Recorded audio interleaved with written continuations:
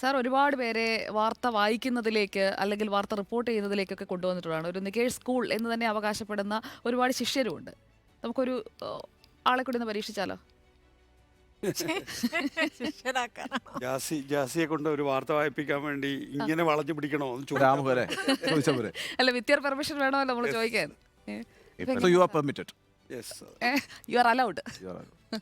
Long site ആണോ short sight ആണോ എന്ന് ഇപ്പോഴറിയാം. നമുക്ക് നോക്കാം. യെസ്. കേന്ദ്ര അവഗണനയ്ക്കെതിരെ മുഖ്യമന്ത്രി ദില്ലിയിൽ നയിക്കുന്ന പ്രക്ഷോഭത്തിൽ പങ്കെടുക്കുന്നതിൽ UDF തീരുമാനം ഇന്നുണ്ടാകും. വിഷയം ചർച്ച ചെയ്യാൻ UDF ഏകോപന സമിതി യോഗം ഇന്ന് ഓൺലൈനായി ചേരും. യോഗ തീരുമാനം പ്രതിപക്ഷ നേതാവ് VD സതീശൻ മുഖ്യമന്ത്രിയെ അറിയിക്കും. പ്രക്ഷോഭവുമായി സഹകരിക്കേണ്ടതില്ലെന്നാണ് ഘടകകക്ഷികളുടെ അഭിപ്രായം. ആർ റോഷിപാൽ, തിരുവനന്തപുരത്ത് നിന്ന്. റോഷിപാൽ, ഇതിപ്പോൾ ഈ വാർത്ത വായിച്ചതാരാണ് എന്ന് റോഷിക്ക് മനസ്സിലായോ?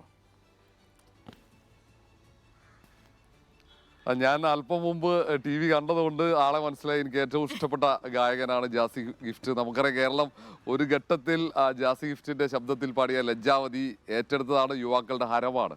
വലിയ സന്തോഷമുണ്ട്. ജാസി ഗിഫ്റ്റ് ഇൻട്രോ വായിക്കുന്നു.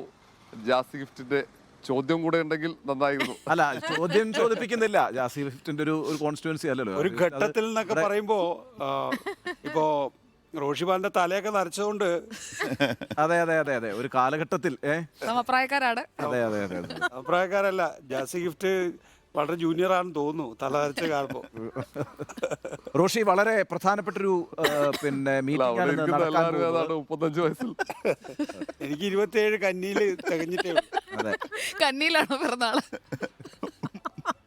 അത് 3-4 വർഷമായി കേൾക്കുന്നത്. ഏതാ 27 വയസ്സോ? 27 കന്നിയിൽ. 4 വർഷമേ ഉള്ളൂ. 32.